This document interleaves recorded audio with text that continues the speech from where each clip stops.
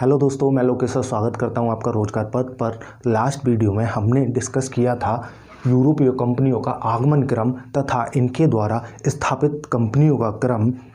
आज ये वीडियो यूरोपीय कंपनी के आगमन की दूसरी वीडियो है, जिसमें हम पुर्तगाली ईस्ट इंडिया कंपनी तथा डच ईस्ट इंडिया कंपनी के बारे में डिटेल में डिस्कस करेंगे। तो आइए वीडियो को शुरू करते हैं। तो जहाँ यूरोप से आने वाले व्यापारियों में सर्वप्रथम पुर्तगालियों का आगमन सबसे पहले 1498 में होता है भारत में, जब वास्को डी गामा के द्वारा नया समुद्री मार्ग खोज लिया जाता है भारत तक पहुंचने के लिए। तो इस समुद्री मार्ग को खोजने की आवश्यकता क्यों पड़ी थी, आइए सबसे पहले इसके रीजन को समझते हैं।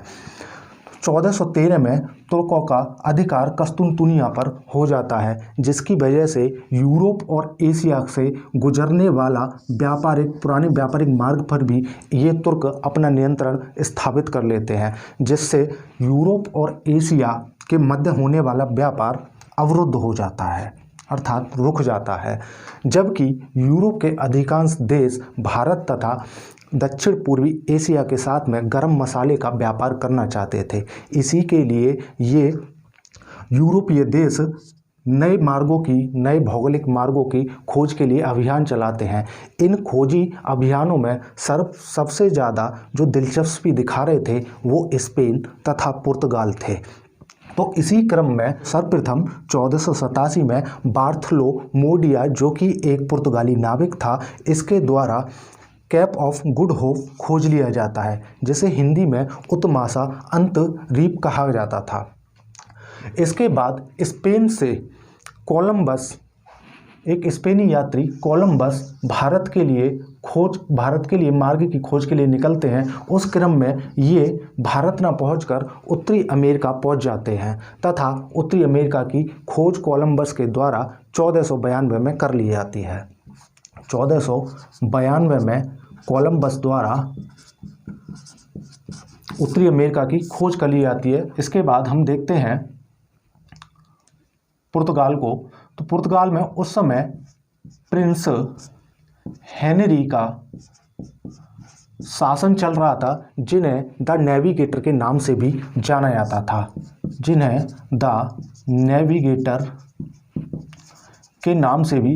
जाता था इनके नेतृत्व में वास्को डी गामा निकलते हैं पुर्तगाल से तथा वो कैप ऑफ गुड होप के चक्कर काटते हुए इस तरह से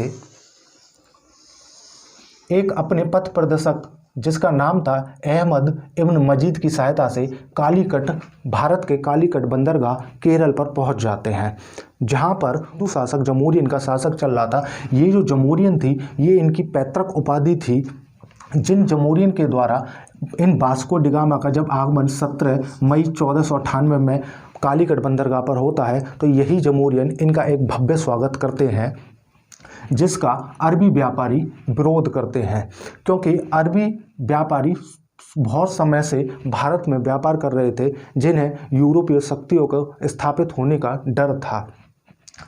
तो ये जमोरियन से वास्को डी गामा अनुमति लेते हैं भारत से मसाले तथा जड़ी बूटियों को ले जाने की।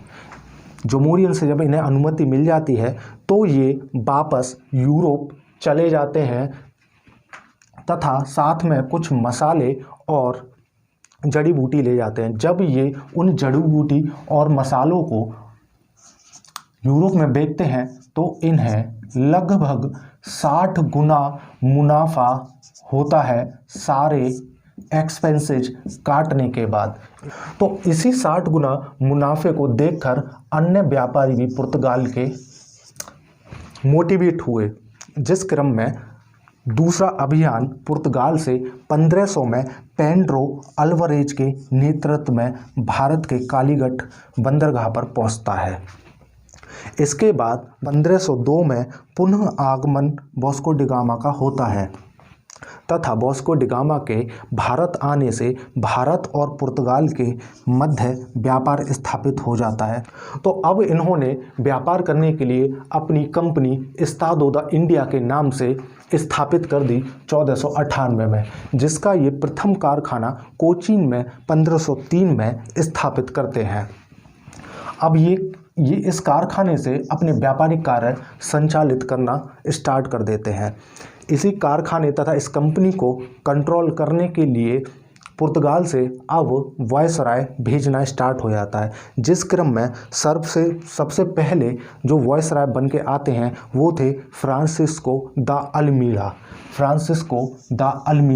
जिनका आगमन 1505 में होता है तथा जिनका कार्यकाल 1505 से 1509 तक रहता है। तो ये अल्मीड़ा ही थे जो पुर्तगाल की तरफ से प्रथम वायसराय थे। इनके बारे में और देखते हैं तो इन्हीं के समय में 1505 में कन्नूर में दूसरी कोठी या फिर कारखाना लगाया गया, जहां प्रथम कारखाना 2 वर्ष पहले 1503 में कोचीन में स्थापित किया गया था, वहीं दूसरा कारखाना कन्नूर में 1505 में स्थापित किया जाता है। अल्मीड़ा के समय अल्मीड़ा एक प्रमुख उद्देश्य से भारत में आते हैं और वो प्रमुख उद्देश्य था इनका कि हिंद महासागर से होने वाले व्यापार को नियंत्रित करना या फिर अपने कंट्रोल में लेना। उसके लिए ये एक बहुत ही ज़्यादा फेमस पॉलिसी चलाते हैं जिसका नाम था ब्लू वाटर पॉलिसी, जिसे शांत जल की नीति के नाम से भी जाना जाता है। ये इस नीति के तहत हिंद महासागर में अपने बड़े बड़े जहाज़ों के द्वारा कब्जा स्थापित कर लेते हैं तथा कार्टेज अमेडा व्यवस्था का उपयोग करते हैं। कार्टेज का मतलब होता था उस समय परमिट। इन्होंने एक परमिट निकाला जो कि जो भी व्यापारी अगर हिंद महासागर से होकर गुजरेगा, चाहे अगर उसे अरब सागर जाना है या फिर बंगाल की खाड़ी में जाना है, तो जब वो इस हिंद महासागर से होकर गुजरेगा तो उसे इस परमिट के लिए शुल्क देना पड़ेगा। तो ये थे फ्रांसिस्को द अल्मीड़ा। अब इसी क्रम में वायसराय के क्रम में जो नेक्स्ट वायसराय बन के आते हैं वो थे अल्बुकर्क, जिनका आगमन 1509 में भारत में होता है तथा इनका शासन 1515 तक चलता है। इन्हीं को पुर्तगाली शक्ति के रूप में वास्तविक संस्थापक माना जाता है भारत में, क्योंकि यही वायसराय थे जिन्होंने भारत के क्षेत्र जीतना स्टार्ट किया था। इनकी नीति सिर्फ व्यापारिक न रह करके साम्राज्यवादी बन चुकी थी। इसी क्रम में सबसे पहले ये 1510 में बीजापुर के शासक आदिल शाह से गोवा छीनते हैं। इसके बाद 1511 में ये मलक्का, जो कि दक्षिण पूर्वी एशियाई की एक महत्वपूर्ण मंडी हुआ करती थी, उस पर भी अपना अधिकार स्थापित कर लेते हैं। 4 वर्ष पश्चात 1515 में हरमुज, जो कि फारस की खाड़ी पर स्थित था, वहाँ भी अपना अधिकार स्थापित कर लेते हैं। अल्बुकर्क ही थे जो कि स्थायी पुर्तगाली आबादी भारत में बसाना चाहते थे, जिसके लिए इन्होंने भारतीय स्त्रियों से शादी करने का प्रस्ताव रखा। यही रीजन था कि जहां सर्वप्रथम पुर्तगाली 1498 में आते हैं और ये आज़ादी के पश्चात 1961 में जा पाते हैं, क्योंकि ये हम भारतीयों में शादी कर करके घुल मिल चुके थे। तो इनका जाना 1961 में होता है, जबकि आना 1498 में होता है। तो अब आगे देखते हैं। आगे आने वाले जो प्रमुख वायसराय थे वो थे नीनो डी कूना, जिनका आगमन 1529 में होता है तथा जिनका कार्यकाल 1529 से 1538 तक रहता है। इनका जो प्रमुख कार्य था वो था इन्होंने राजधानी अपनी गोवा स्थापित कर दी। जो अल्बुकर्क ने राजधानी अपने समय में कोचीन बनाई थी, कोचीन को अपनी राजधानी बनाया था अल्बुकर्क ने, ये उसी राजधानी को ट्रांसफ़र कर देते हैं गोवा। अब आगे देखते हैं। इन्हीं के शासनकाल के समय में ये 1534 में सतगांव तथा चटगांव में अपनी फैक्ट्री लगाने के लिए बंगाल के शासक महमूद शाह से अनुमति लेके आते हैं।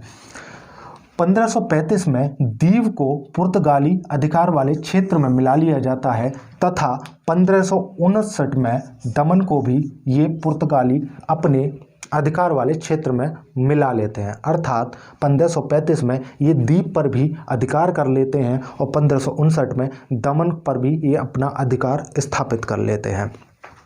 अब इनका अगर पतन देखते हैं तो हुगली में हुगली में इन्होंने अपना लूटपाट का केंद्र बना रखा था तथा अपनी पुर्तगाली बस्तियां भी बसा रखी थी, जिसे 1632 में शाहजहां के द्वारा नष्ट कर दिया जाता है तथा 1000 से अधिक पुर्तगालियों को शाहजहां द्वारा कैदी बना लिया जाता है। इन पुर्तगालियों और अंग्रेज़ों के बारे में अगर हम देखते हैं तो सूरत